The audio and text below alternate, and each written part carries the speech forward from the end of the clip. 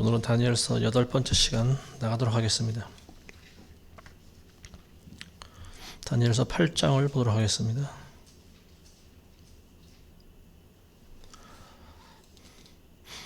다니엘서 8장도 다니엘에게 주어진 이제 환상의 내용과 그 내용이 어떤 것인지에 대해서 이제 우리가 살펴볼 텐데요. 지난번에도 7장에서도 그 벨사살 왕 원년에 다니엘이 침상에서 꿈을 꾼 환상을 본 그 내용을 우리가 살펴봤습니다.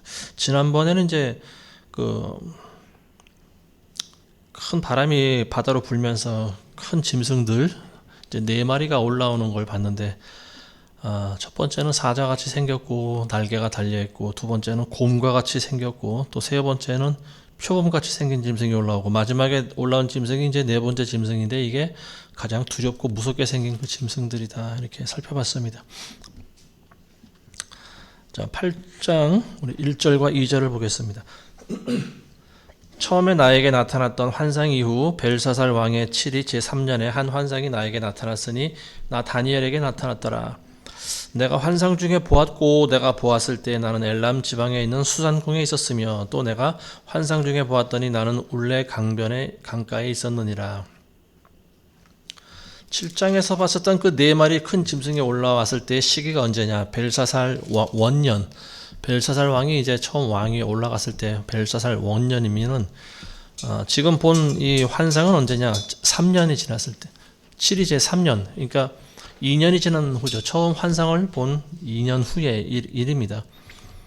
근데 2절에 보시면은 환상 중에 보았고, 또 보았을 때 엘람 지방에 있는 수산궁에 있었고, 또 내가 환상 중에 보았더니 나는 울레 강가에 있었느니라.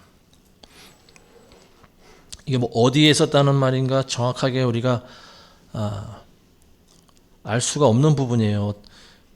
다니엘이 환상을 보았을 때 위치적인, 실제로 물리적인 장소가 엘람에 있는 수산궁에 있었는지 아니면은 또 울레 강가에 있었는지, 이게 무슨 말인지 잘 이해가 되지 않습니다. 이 부분에 대해서는 이제 그 학자들마다 의견이 조금 달라요. 이 환상을 보았던 장소가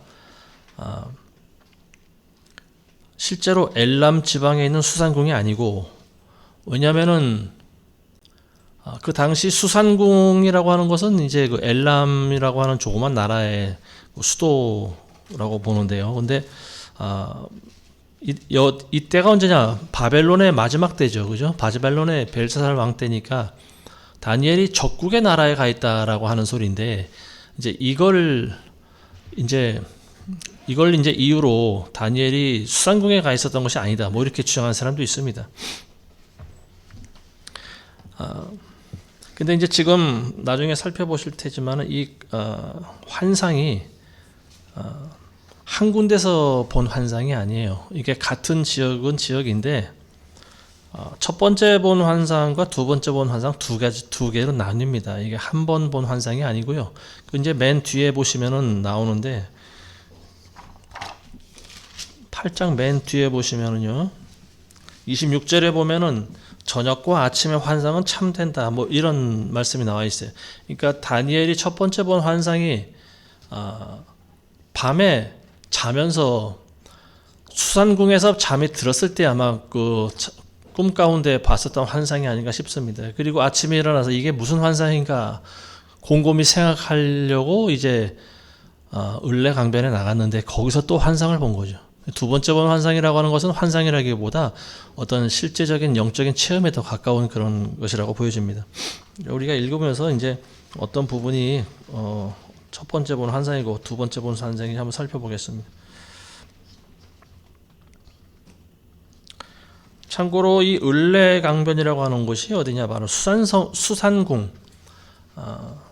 이 수산궁 바로 옆에 있는 그 강이라고 합니다. 그러니까 페르시아에 있는 그 지역이라 할지라도 다니엘이 아마 그곳에 사신으로 가 있을 수도 있고, 뭐 거기 가지 말란 법은 없죠. 바벨론에 소속되어 있는 사람이라 할지라도. 어쨌든 그 수산궁에 있을 때 다니엘이 본 환상이 바로 이제 지금 우리가 살펴볼 내용입니다. 3절에서 12절 보겠습니다. 그때 내가 나의 눈을 들어보았더니 보라, 두 뿔을 가진 숫양 한 마리가 강 앞에 서 있는데 그 두 뿔은 길며 하나가 다른 것보다 더 길고 그 긴 것이 나중에 나왔더라. 내가 서쪽과 북쪽과 남쪽을 향하여 밀어붙이는 숫양을 보았는데 그 앞에 설 짐승들이 없으며 그 손에서 구해낼 어떠한 것도 없으나 그 숫양은 자기 뜻대로 행하고 크게 되더라. 내가 숙고하고 있는데 보라, 숫염소가 온 지면의 서쪽에서부터 왔는데 땅에는 닿지 않았고 그 염소는 양눈 사이에 두드러진 뿔이 있더라. 내가 강 앞에서 서서 보았더니 그 염소가 두 뿔을 가진 숫양에게로 와서 격분한 힘으로 그에게 달려가더라. 또 내가 그를 보니 숫양에게 가까이 가서 그에게 화를 내어 그 숫양을 받아 그의 두 뿔을 꺾으니 그 숫양에게는 염소 앞에 설 힘이 없더라. 그 염소가 숫양을 땅에 집어 던져서 짓밟아도 그의 손에서 숫양을 건져낼 자가 아무도 없더라. 다니엘이 본 이제 환상의 내용이 이런 거예요. 짐승 두 마리를 봅니다. 근데 첫 번째 짐승이 나왔는데 그게 양인데 순놈이에요. 순양인데 두 뿔이 달려 있어요. 근데 두 뿔 중에 하나가 더 긴 그런 그 언밸런스한 두 뿔을 가진 그 순양 한 마리가 나와 있어요. 근데 그게 이제 서쪽과 북쪽과 남쪽을 향해서 밀어붙였다. 이게 이제 페르시아인 거죠. 그래서 페르시아를 말하는 건데요. 이게 이제 그 서쪽과 북쪽과 남쪽을 향해서 자기 세력을 확장하는 그 내용을 보여주고 있고요. 왜 이 두 뿔 중에 하나가 더 긴 거냐 하면은 이게 연합군으로 형성된 나라 아니겠습니까? 페르시아가 메대와 바사, 메대와 페르시아가 이제 같이 연합해서 바벨론을 무찌르고 제국이 된 나라인데요. 근데 이제 메대보다 페르시아가 한쪽에 이제 뿔이 더 길다라고 하는 거죠. 그래서 이 메데아를 같이 흡수해 버립니다. 페르시아가. 자, 그래서 이제 그 순양이 그 앞에 순양 앞에 설 짐승이 없다. 페르시아를 대적할 만한 나라와 민족이 없다라고 하는 말입니다. 그래서 이 순양이 자기 뜻대로 행하고 크게 되더라. 이제 큰 제국이 됐다라고 한 말이죠. 근데 5절에 보면은요, 내가 숙고하고 있는데 다니엘이 이제 꿈속에서 환상 가운데서 이 순양이 뭐지? 이제 이렇게 아마 의아하게 생각했던 거예요. 이게 어떤 환상인가 하고 있는데 또 한 마리 짐승이 나옵니다. 그게 순염소예요. 이 순염소가 서쪽에서부터 왔는데 땅에는 닿지 않았고 그 염소는 양눈 사이에 두드러진 뿔이 있더라. 자, 이 염소가 이제 뭐냐면은 페르시아를 멸망시키고 다시 제국이 되는 헬라죠. 헬라. 그리스 헬라 제국을 이제 그 순염소로 표시하고 있습니다. 근데 온 서쪽에서부터 왔는데 땅에는 닿지 않았고, 그러니까 이 바벨론을 기준으로 했을 때 그리스, 헬라, 마케도니아 그 지역이 이제 서쪽입니다. 그러니까 거기서 세력을 키웠던 이 헬라, 그 마케도니아의 알렉산더 대왕, 역사적으로 나오는 인물 아니겠습니까? 이 사람이 이제 그 페르시아를 무찌르고 강대한 그 헬라 제국을 형성하는데요. 이제 그걸 설명하고 있는 거죠. 그 염소가 어떻게 생긴 염소냐? 양눈 사이에 두드러진 뿔이 있더라. 이거는 뿔이 하나 달려 있어요. 긴 뿔이 하나. 그러니까 마치 동화책에 나오는 유니콘과 같은 그런 형상인 것 같습니다. 근데 그 뒤에 나온 그 염소가 먼저 등장했던 두 뿔 가진 순양에게 달려들어서 이제 막 싸우는 거예요.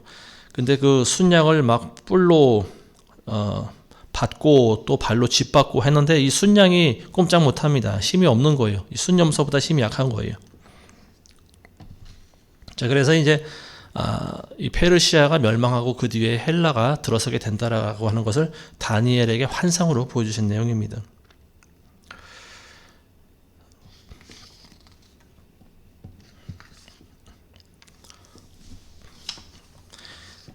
그 헬라 제국에 대해서 잠시 설명을 드리자면요. 지금의 이제 그리스가 이제 본토지만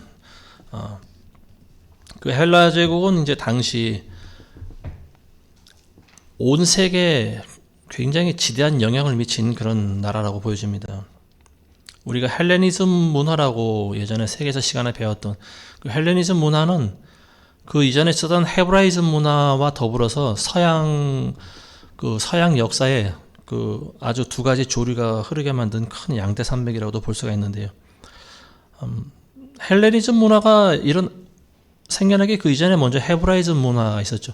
그러니까 서양인들의 머릿속에 흐르는 그 정신적인 사상 중에 하나가 이제 헬레니즘, 그리스 이제 철학과 어떤 그 인본주의적인 과학과 뭐 이런 것들을 바탕으로 한 헬레니즘 문화가 있고요. 그리고 그 이전에 있었던 헤브라이즘 문화가 있어요. 헤브라이즘 문화라고 하는 것이 이제 히브리인들이 가지고 있던 사고방식, 신본주의적인 그런 사고방식을 바탕으로 한 그런 문화죠. 지금도 보면은 이 헬레니즘적인 그런 문화적인 그런 바탕 가운데서 사실 지금 우리 보여지고 있는 이 땅에 있는 많은 모습들도 이 그리스 헬라의 문화 영향을 많이 받은 것 같아요. 헬레니즘 문화라고 하는 것을 한마디로 말하면 인본주의라고 볼 수가 있는 거죠. 인간이 중심이 되고 인간의 어떤 생각과 사상, 인간이 가지고 있는 뭐 아름다움 뭐 이런 것들을 표현한 것들이 이제 문예부흥, 르네상스 시대라고도 이야기를 하고요. 어쨌든 이 모든 것들이 전부 인본주의의 바탕을 둔 그런 문화다라고 볼 수가 있는 거죠. 자, 그 순념소가 서쪽에서 이제 등장해서 세력을 키우기 시작하는데 땅에는 닿지 않았다. 5절에 보시면 그런 말씀이 있어요. 땅에 닿지 않았다라고 하는 말이 뭘까? 공중에 떠 있다라고 하는 말이죠. 이 순념소가 나타났는데 아직 땅에 닿지 않았다. 이건 뭐냐면 아직 이 세력이 등장하지 않았다라고 하는 말입니다. 장차 등장할 세력이에요. 공중에 지금 떠 있는 상황인데 이제 이 세력이 장차 페르시아를 무너뜨리고 등장하게 될 세력이라고 하는 말입니다. 지금 다니엘이 이 환상을 본 때가 언제냐? BC 6세기예요. 그러니까 기원전 450년 그때 경입니다. 벨사살이 마지막 바벨론 왕인데요. 그 바벨론이 멸망당하기 이제 한 얼마 전에 몇 년 전에 본 그런 환상이라고 볼 수가 있습니다. 그러니까 이 지금 그 순념소가 나타난 시기는 언제냐? 페르시아가 멸망할 때죠. 페르시아가 멸망할 당시 이제 헬라가 이 순념소로 상징되는 헬라가 등장할 때인데 이때가 그러니까 시기적으로 보면은 다니엘이 살았던 시점에서 무려 200년이 넘는 그 후에 세월에 대한 환상을 본 거죠.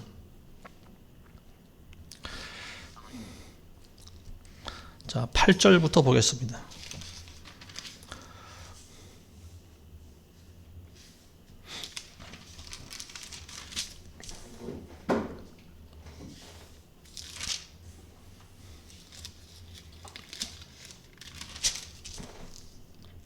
(8장) 8절부터 12절까지 보겠습니다.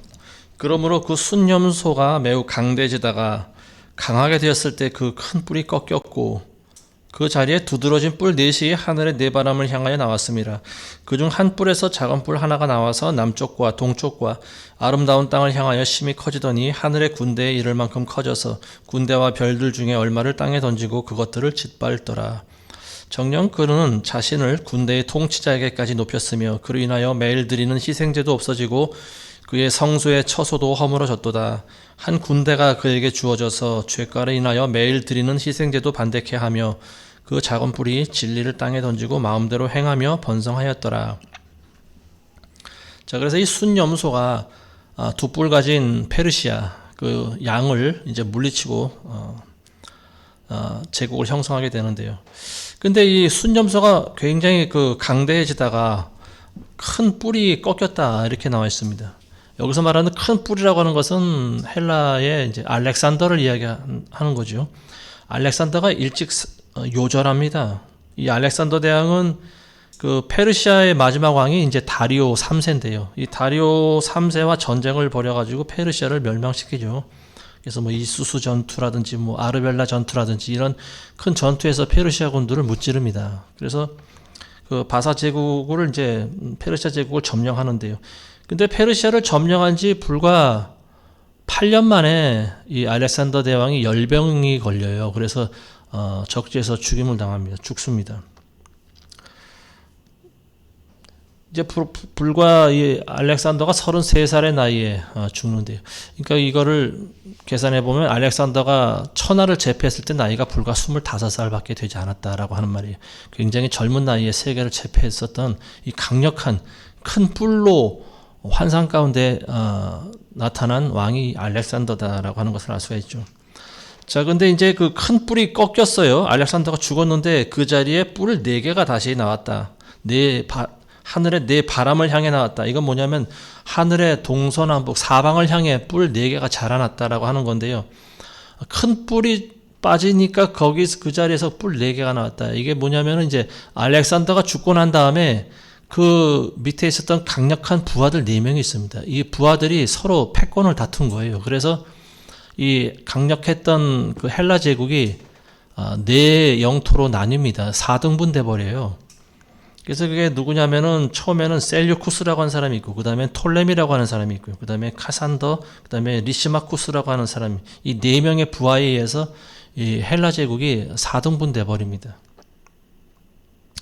카산드로스라고 하는 사람이 이제 마케도니아 본토하고 그리고 왕국의 서쪽을 차지하고요. 그리고 리시마쿠스는 소아시아 지역과 트라키아와 그 북쪽 부분을 차지하고, 셀류쿠스라고 하는 사람이 시리아 동쪽 부분 그리고 동방 영토의 대부분을 다 차지했죠.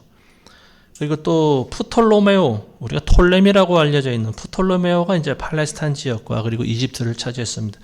이처럼 알렉산더 밑에 있던 4명의 부하가 알렉산더가 죽고 나니까 헬라 지역을 각기 나눠서 자기가 왕이 된 거죠. 자, 이 4명 중에 카산드로스라고 하는 이 부하는 죽은 다음에 그 마케도니아 그리스 본토가 이제 안티오쿠스에게 다시 돌아갔다 이렇게 나와 있습니다. 안티오쿠스는 그 셀류쿠스 가문의 사람이죠. 그래서 시리아가 그 리시마쿠스를 또 죽이고, 시리아의 셀레우쿠스라고 이제 리시마쿠스, 그러니까 부하 4명의 부하 중에 하나가 그러니까 또 다른 부하를 죽이고 그 땅을 차지했어요. 처음에는 4등분 됐다가 나중에는 이게 3등분으로 또 갈라지는 상복 시대가 돼 버립니다. 그래서 이제 그리스하고 시리아 지역 그리고 이집트 이 세 나라를 중심으로 이 헬라 제국이 이제 세 나라로 분할이 됩니다. 그래서 이 그리스 헬라 제국은요, 기원전 2세기경에 로마에 편입이 되는데요. 그리고 나중에 시리아하고 이집트는 기원전 1세기경 로마에 전부 다 편입이 되죠. 그래서 이들 왕국들이 그 알렉산더 헬라 제국의 이제 계승자들이고, 그때까지의 시기를 헬레니즘 시대다 이렇게 이제 우리가 볼 수가 있는 거죠. 자, 근데 이제 문제는 9절에 보시면은 뿔이 또 하나가 나오죠. 그중 한 뿔에서 작은 뿔 하나가 또 나온다. 그러니까 4개가 뿔에 있는데 그 중에서 또 작은 뿔이 하나 나온다라고 하는 말이에요. 그러니까 이 4개, 알렉산더 대왕이 죽고 4명의 부하가 나라를 이제 4등분을 하지 않습니까? 근데 그 중에 하나에서 작은 뿔이 나왔다. 어떤 뿔일까요? 잘 알 수가 없어요. 성경에는 어떤 뿔이다라고 기록해 놓고 있지 않습니다. 세대주의적인 해석학을 가진 사람들은 이제 그 시리아일 것이다, 시리아의 뿔일 것이다, 뭐 이렇게 이야기를 하고 있어요. 거기서 작은 뿔이 나올 것이다 이렇게 얘기하고 있는데, 그거는 뭐 지나봐야 아는 거죠. 그건 잘 모릅니다. 시리아에서 한 뿔이 나온다라고 하면 이제 셀류쿠스 그 가문에서 나오는 건데요. 어쨌든 이 셀류쿠스라고 하는 사람이 보면은 유대인들을 좀 박해하고 성소를 더럽히고 뭐 이런 내용들을 했다고 합니다. 일반적인 견해가 이 셀류쿠스에서 나온 안티오쿠스 에피파네스라고 하는 사람인데, 역사적으로 유명한 사람입니다. 이 사람이 유대교를 많이 박해했죠. 그리고 그 유대인들의 성소했던 성전을 또 모독하고, 그러다가 이제 결국 마카비 전쟁이라고 하는 그 전쟁을 벌이는데, 이 마카비 왕조가 이제 들어서게 되죠. 그러면서 셀류쿠스 왕조가 이 팔레스타인 땅에서 이제 쫓겨납니다. 이 셀류쿠스, 그러니까 시리아 동쪽과 동방의 이제 대부분을 차지했던 알렉산더의 이제 그 부하였던 셀류쿠스, 그 가문에서 적그리스도가 태어나게 된다라고 하는 거예요. 근데 이거 뭐 정확한 사실은 아닙니다. 뭐 어쨌든 일반적인 견해가 이제 그런 견해가 있어요. 근데 어쨌든 여기서 작은 뿔이라고 하는 것은 적그리스도의 나라, 마지막 때에 있게 될 적그리스도 나라를 이제 상징하고 있는 건데요. 이게 뭐 시리아라고 하면은 지금의 팔레스타인 아니겠습니까? 팔레스타인, 지금도 이 아랍 사람들 연맹을 맺어서 이제 이스라엘을 지금 계속 공격을 하고 있는데, 근데 또 반면에 유대인 가운데서도 또 적그리스도가 나타날 것이다 이렇게 또 주장하는 사람들도 있습니다. 근데 그건 지나봐야 하는 거죠. 어떻게 될지 모릅니다.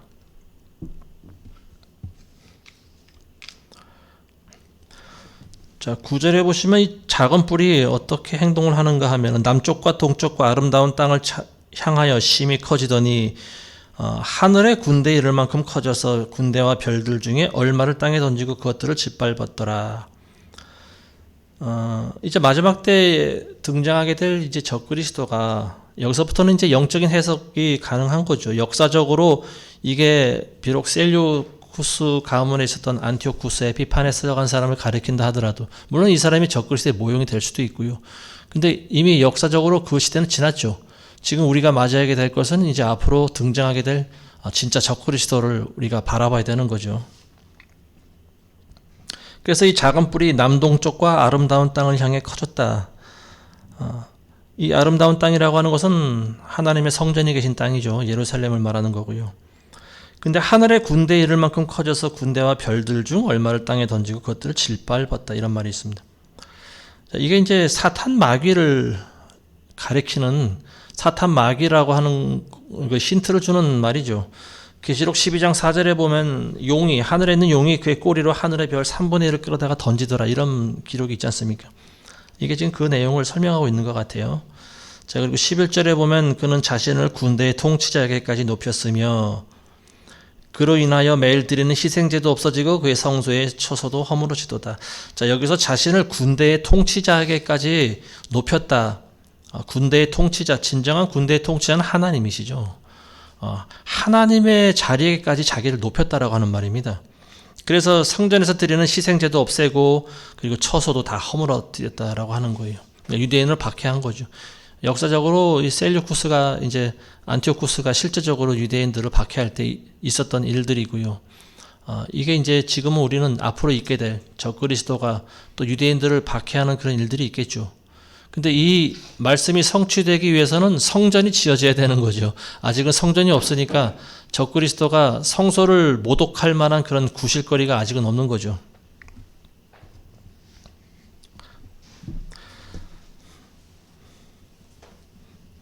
자, 그래서 12절에 보면 그 작은 뿔이 진리를 땅에 던지고 마음대로 행함이 번성하였더라. 진리를 땅에 던졌다.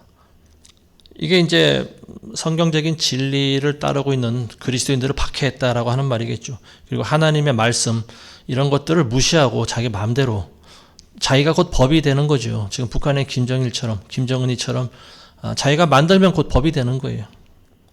죽이고 싶은 사람을 죽이고 또 살릴 사람은 살리고 그런 시대가 온다라고 하는 말입니다.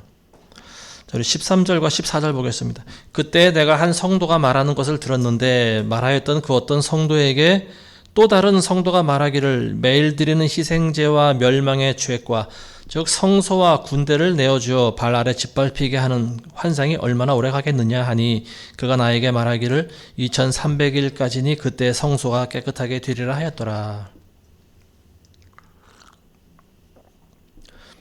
자, 12절까지 이제 그 짐승, 숫 양이 사라지고 숫 염소가 등장하고 그리고 그 숫 염소에 달려있던 큰 뿔이 빠지면서 또 네 뿔이 자라고 네 뿔 가운데 또 한 뿔에서 작은 뿔이 또 다시 돋아나는 여기까지를 이제 지금 다니엘이 보고 있는 거죠.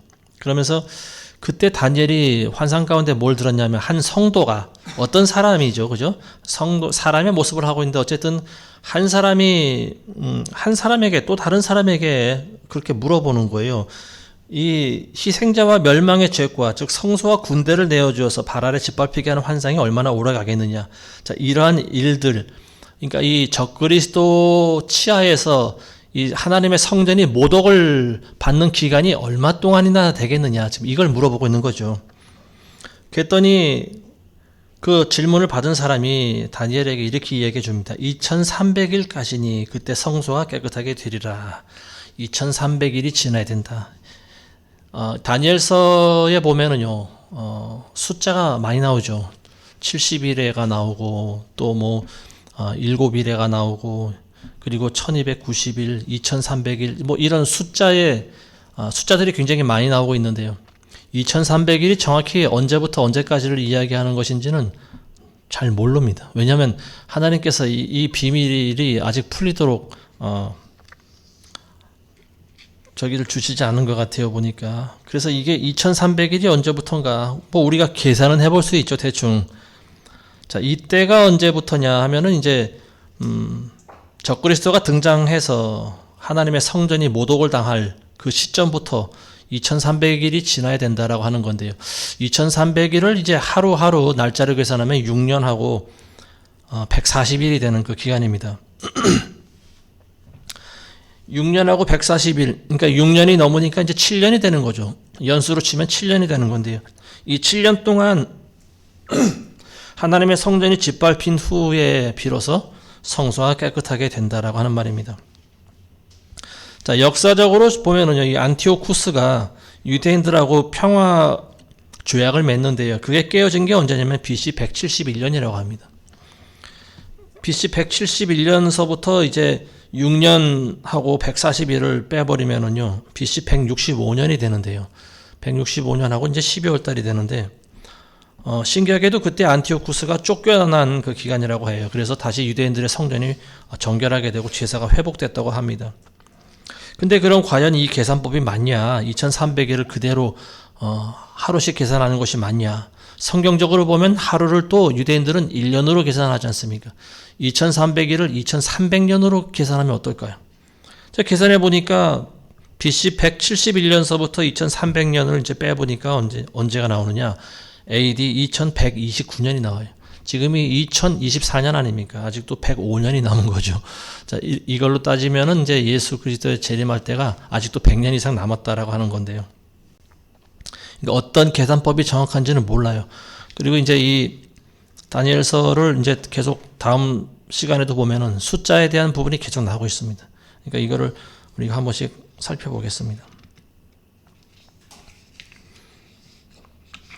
자, 15절부터 22절까지 한번 읽어보겠습니다.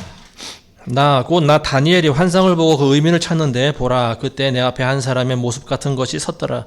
내가 울레 강둑 사이에서 한 사람의 음성을 들었더니 불러 말하기를 가브리엘아, 이 사람에게 그 환상을 깨닫게 해주라 하더라. 그리하여 내가 서 있는 곳에 그가 가까이 왔으니 그가 왔을 때 내가 두려워서 얼굴을 대고 엎드렸으나 그가 말하기를 오 인자야 깨달으라. 그 환상은 마지막 때에 있을 것임이라 하였더라. 그가 나와 말하고 있을 때 내가 얼굴을 땅에 대고 깊은 잠이 들었으나 그가 나를 어루만져 일으켜 세우고 말하기를 보라, 내가 진노의 마지막 끝에 있을 일을 내게 알게 하리라. 그 끝은 정한 때에 있으리라. 내가 본 두 뿔 가진 그 순양은 메디아와 페르시아의 왕들이요, 그 거친 순염소는 그리스의 왕이며 그 양눈 사이에 있는 큰 뿔은 그 첫째 왕이라. 이제 그 뿔이 꺾이고 그 대신 그 자리에 네 뿔이 났으니 네 왕국이 그 민족에서 일어날 것이나 그의 권세는 미치지 못하리라. 그들 왕국의 나중 때 범죄자들이 가득 차게 되면 무서운 용모를 하고 난해한 문장들을 깨닫는 한 왕이 일어나리라. 그의 권세가 막강할 것이나 자기 자신의 권세에 의한 것은 아니니 그가 놀랍도록 파괴시킬 것이며 번성할 것이고 맘대로 행하며 강한 자들과 거룩한 백성을 멸하리라. 그의 지혜를 통하여 그가 자기 손에 기술을 늘려서 자기 마음속에 자신을 높이고 평화로 많은 것을 멸하리라. 그는 또한 통치자들 중에 통치자를 대적하여 설 것이나 그가 사람의 손에 의하지 않고 부서지게 되리라. 자, 15절부터 우리가 22절까지 봤는데요. 15절의 초반부에 보면 나 다니엘이 환상을 보고 그 의미를 찾는데, 자, 여기서부터가 이제 다니엘이 그 전에 본 환상, 이 짐승의 환상, 순양과 이 순염소의 환상은 언제 본 거냐? 그 전날 밤에 본 거예요. 밤에 수산성에서 잠을 자고 있을 때 본 환상이에요. 그러니까 아침에 눈을 뜨고 나서 이게 굉장히 궁금한 거예요. 그래서 꿈에 본 그 강가로 가는데 거기가 바로 을레강변입니다. 그래서 그 을레강변을 가는데 16절에 보면 을레강둑사이에서 한 사람이 음성을 들었어요. 자, 그러니까 이게 정확한 환상인지 아니면 실제적인 상황인지는 잘 몰라요. 근데 환상이라기보다 아마 천사의 방문을 직접 받았을 가능성도 있습니다. 그러니까 실제와 환상 사이로 왔다 갔다 하는 거예요. 근데 어쨌든 성경에서는 이거 환상이라고 기록해 놓고 있습니다. 자, 여기서 이제 가브리엘이라고 하는 천사가 나타나는데, 이 가브리엘은 여러분들이 잘 아시는 천사장의 이름이죠. 신약에 등장하지 않습니까? 그래서 복음서에 마리아에게도 나타나고, 어쨌든 또 요셉에게도 나타나죠. 그래서 장차 태어나게 될 메시아 예수 그리스도의 나심을 예고한 그 천사가 이제 바로 가브리엘 천사인데요. 이 가브리엘이 예수님 오시기 벌써 500년 전인 그 다니엘 시대에 나타나서 다니엘에게 또 이제 마지막 때에 대한 환상을 설명해 주는 그 내용입니다. 그러니까 여러분들이 이 시점을 머릿속으로 잘 왔다 갔다 하시면서 여러분들이 잘 이해를 하셔야 돼요. 그래서 이 가브리엘이 이제 설명을 해주는데, 그 환상이 제가 이제 우리가 방금 언급했던 그 내용의 환상이에요. 그 순양은 페르시아고, 그리고 뒤에 나오는 순염소가 이제 헬라인데, 이제 뭐 그런 내용들을 쭉 이야기를 하고 있어요. 그러면서 근데 이제 헬라가 알렉산더 대왕이 죽고 네 뿔이 났을 때 그 네 왕국이 민족에서 일어난다고 나오지 않습니까? 22절에 보면. 근데 23절에 보면 그들 왕국의 나중 때. 자, 이게 이제 그 많은 세월이 흐르고 난 다음이죠. 그래서 수천 년의 세월이 흐르고 많은 왕조가 생겨나지 않습니까? 그래서 로마 제국이 또 멸망하고, 로마 제국으로부터 또 많은 그 유럽 국가들이 나오고, 하여튼 그 뭐 지금까지 나오는 거죠. 2000년 동안 신약의 시대를 거치면서. 그리고 이제 역사의 마지막 때 이 작은 뿔이 또 등장하는 거예요. 그 가운데서. 근데 23절에 보면 그들 왕국의 나중 때 범죄자들이 가득 차게 되면, 이런 말을 하고 있어요. 여기서 범죄자들이 가득 찬다라고 하는 것은 여러분들 무슨 의미인 줄 아세요? 이게 뭐냐면은 좀도둑이 온 세상에 가득 찬다라고 하는 말이 아니에요. 온 세상이 예수 그리스도를 대적한다라고 하는 말입니다. 그러니까 이 마지막 때에 갈수록 믿음 가진 사람을 보기가 힘들다고 하는 말이에요. 그래서 그런 사람들이 온 세상에 가득 찰 때쯤에, 그때 무서운 용모를 하고 난해한 문장을 깨닫는 한 왕이 일어나리라, 이런 말하고 있어요. 무서운 얼굴을 하고 난해한 문장을 깨닫는다. 이게 무슨 말일까? 이게 제가 개역 성경을 찾아보니까요, 이렇게 나와 있는데, 그 얼굴은 엄장하며 괴휼에 능하며. 자, 이것도 좀 말이 어려워요. 엄장하다, 엄숙하고 장엄하다라고 하는 말이에요. 그러니까 이걸 이제 무섭다 이렇게 표현을 했는데요. 괴휼에 능하다. 그러니까 지략가라고 하는 말이에요. 머리가 좋다라고 하는 거죠. 전략과 전술에 능하다. 그러니까 정치적인 그런 머리도 있고 경제적인 머리도 있고, 하여튼 머리가 굉장히 잘 돌아가는 사람이다, 그런 말이죠. 근데 이제 난해한 문장을 깨닫는다라고 하는 말이 무엇일까요? 난해한 문장을 깨닫는다. 난해한 문장이라고 하는 것은 숨겨진 글의 비밀을 깨닫는다라고 하는 말이에요. 그럼 어떤 글이 숨겨진 그런 비밀의 글이 될까요? 다른 글이 아니고 우리가 지금 보고 있는 이 성경이 난해한 구절입니다. 다니엘서에 있는 이 글이, 이게 참 해석하기 어려운 그런 글들 중 하나 아니겠습니까? 근데 마지막 때 등장하는 이 강력한 왕이 숨겨진 글의 비밀을 깨닫는다라고 하는 말이에요. 이게 놀라운 사실 아니겠습니까? 이 적그리스도, 누군지 몰라요. 그렇지만 용으로부터 권세를 받은 적그리스도가 이제 등장하게 될 텐데, 그 사람이 전 세계 통치자로 들었지 않겠습니까? 이 사람이, 우리가 생각할 때는 성경의 비밀은 선한 사람들만이 깨달을 수 있을 것이야, 이렇게 생각하는데, 이 적그리스도라고 하는 등장하게 될 인물도 성경을 우리보다 더 잘 아는 사람일 수도 있다라고 하는 말입니다. 마귀도 성경책을 읽는다라고 하는 거예요. 이게 소름 끼치는 사실 아니겠습니까? 그래서 이 난해한 글의 비밀을 깨닫고 자기가 왕이 된다라고 하는 거예요. 숨겨진 글의 비밀을 깨닫는다라고 하는 말이에요. 자, 24절에 보면 그의 권세가 막강하나. 자, 24절 보기 전에요. 자, 숨겨진 글의 비밀을 깨닫는다라고 하는 것이 이제 그 다니엘과 요한계시록에 나와 있는 것과 같은 그런 것들이죠. 그래서 이 다니엘에게도 이제 나중에 말하지만요, 너는 네가 보고 들은 내용들을 알리지 말라고 그랬어요. 이걸 봉인해 두라고 그랬어요. 이게 비밀이 감춰져 있는 거죠. 근데 이 마지막 때 등장할 이 적그리스도가 이 봉인의 비밀을 깨닫는다라고 하는 말입니다. 성령이 계시를 주시지 않는데 어떻게 이걸 깨달을 수 있을까요? 어쨌든 이 마귀의 종로로 탈 적그리스도도요, 보면 성경 말씀을 잘하는 사람이면 틀림이 없다. 저는 그렇게 생각을 합니다.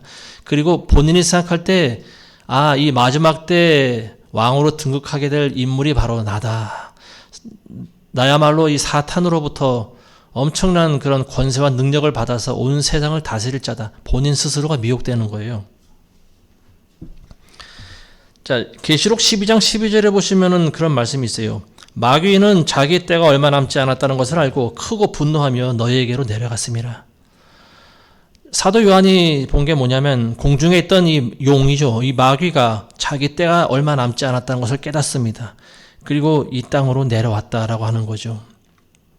언제 정확히 내려왔는지는 몰라요. 근데 어쨌든 지금 우리는 마귀가 이 땅 가운데 내려와 있는 시대에 지금 살아가고 있다.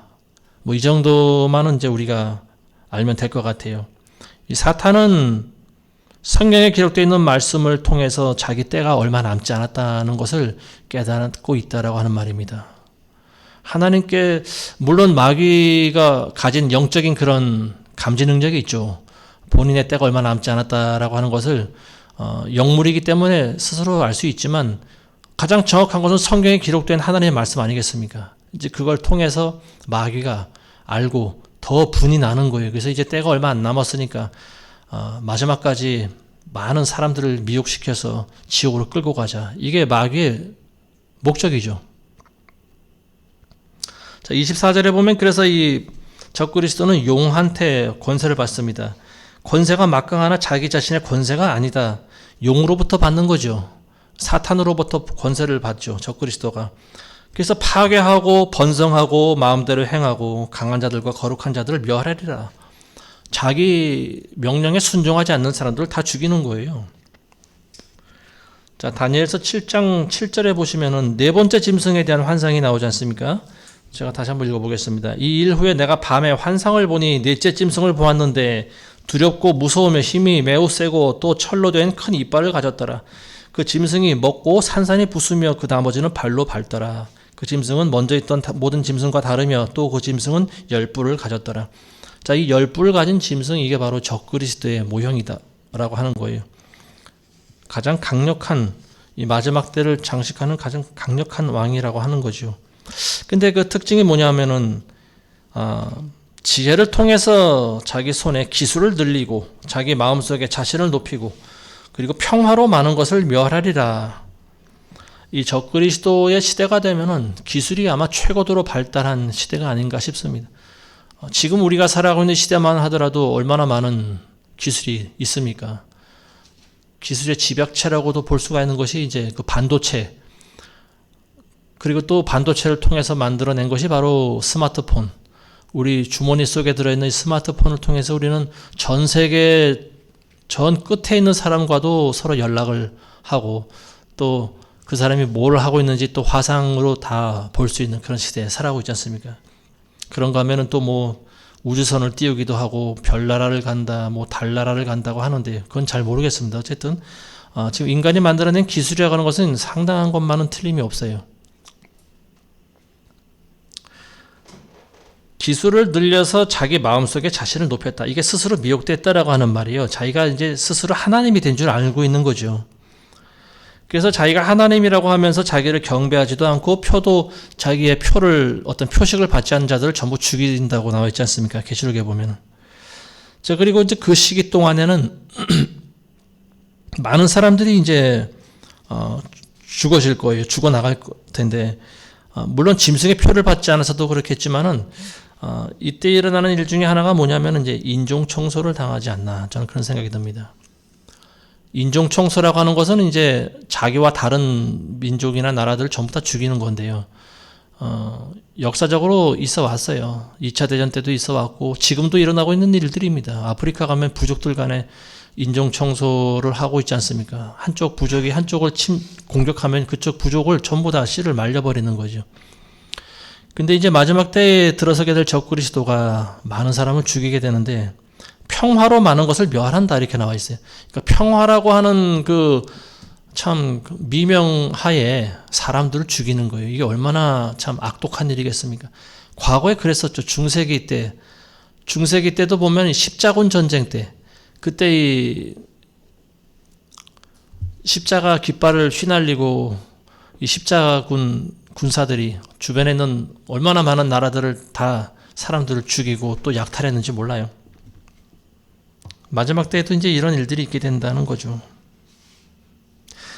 자, 그래서 이제 그가 통치자들 중에 통치자를 대적하여 설 것이나 이제 하나님은 대적하여 선다라고 하는 거죠. 근데 이제 그가 사람의 손에 의하지 않고 부서지게 되리라. 사람은 적그리스도를 대적할 수가 없어요. 그 어떤 나라나 민족이나 어떤 사람도 이 마지막 때에 등장하게 될 이 사탄의 영을 받은 이 강력한 적그리스도를 대적할 수 있는 사람이 없습니다. 그래서 하나님께서 친히 그를 무너뜨리시는 거예요. 그게 이제 우리가 초반기에 나눴던 느부갓네살 왕이 본 금신상의 그 환상 나오는 것처럼 그 금신상이 이제 그 마지막 때 사람의 손이 닿지 않은 산에서 날아온 돌에 의해서 그 발등이 찍히지 않습니까? 그래서 금신상이 가루가 돼서 날아가 버리는 건데요. 이게 이제 마지막 때 사람의 힘이 아닌 하늘의 힘으로, 그러니까 하나님의 놀라우신 능력으로 이 마지막 적그리스도의 왕국을 멸하신다라고 하는 말입니다. 그게 바로 예수님의 재림 때죠. 예수님이 천군 천사와 함께 재림할 때 적그리스도하고 이제 거짓 선지자를 붙잡지 않습니까? 그래서 제일 먼저 불못에 집어 던지고 그리고 또 마귀를 용을 붙잡아서 무저갱에다 가둬버리고 그리고 짐승의 표를 받은 자들을 이제 다 불로 또 불못에 집어 던지고 예수님께서 재림하시면 심판하시지 않습니까?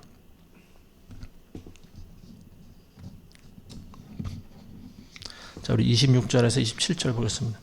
이미 말했던 저녁과 아침의 환상은 참되나니 그러므로 너는 그 환상을 알리지 말라. 이는 그것이 많은 날 동안 있을 것임이라 하더라. 나 다니엘이 기절하여 며칠간 앓다가 그 후에 일어나서 왕의 업무를 행했더라. 내가 그 환상에 놀랐으나 아무도 그것을 깨닫는 자가 없더라. 가브리엘이 이제 다니엘에게 마지막 당부를 합니다. 네가 봤던 환상은 참된 환상이다. 근데 너는 그 환상을 알리지 말라. 이렇게 이야기하고 있습니다. 저녁과 아침의 환상. 그러니까 저녁에 본 환상은 그 짐승 2마리가 나왔던 환상이고 그게 이제 페르시아와 헬라 제국에 대한 환상이죠. 그리고 지금 아침에 본 것은 바로 지금 을레강변에 나가서 이제 묵상하면서 사색에 잠겨 있을 때 그때 본 거죠. 그때 이제 가브리엘 천사를 만나서 들었던 그 꿈과 환상을 이야기하고 있는 겁니다. 자, 그래서 이 처음 본 환상은 이제 수산궁에 있을 때 잠자리에서 아마도 환상을 본 것 같고요. 그리고 아침에 깨어나서 내가 본 그 장소가 이 수산궁 옆에 있는 을레강변 같은데 거기 가면은 뭔가 어떤 단서를 찾을 수 있지 않을까 싶어서 나가본 거죠. 근데 거기서 다시 그 전날 본 환상에 대한 그 해석을 가브리엘 천사를 만나면서 듣습니다. 근데 이제 그거 이제 꿈과 환상 가운데 이 실제와 이제 왔다 갔다 하는 거죠. 환상이 실제인지 실제가 환상인지 이게 꿈인지 이거를 이제 비몽사몽간이라고 하는데 어쨌든 그런 와중에 이 다니엘이 하나님으로부터 계시를 받는 내용입니다. 근데 이 환란의 마지막 때 일어날 이 환상을 알리지 말라고 하는데요. 왜냐하면 그게 이제 앞으로 당장 일어날 일은 아니기 때문에 수많은 날이 지난 다음에 일어날 일이기 때문에 이걸 알리지 말라 이렇게 이야기하고 있는 거죠. 자, 실제로 지금 다니엘 시대로부터 지금까지 계산해 보면 2500년이 지났죠. 그러니까 수천 년의 세월을 격하고서 받은 이 다니엘이 본 환상과 꿈, 지금 이 마지막 시대에 있어서 이게 굉장히 많이 풀리고 있지 않습니까? 아직 이게 100% 다 풀렸다고는 보지 않는데요.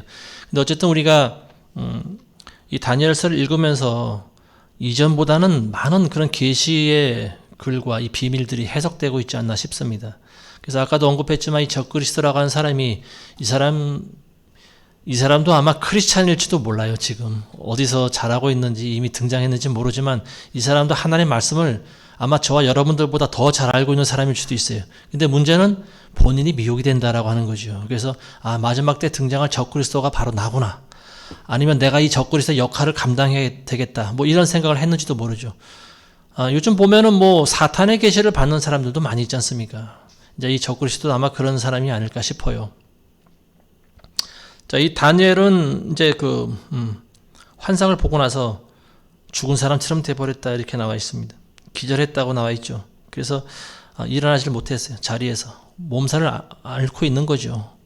이게 사람이 참 영적으로 많은 다루심을 받다 보면은요, 온 몸이 다 아픈 거예요.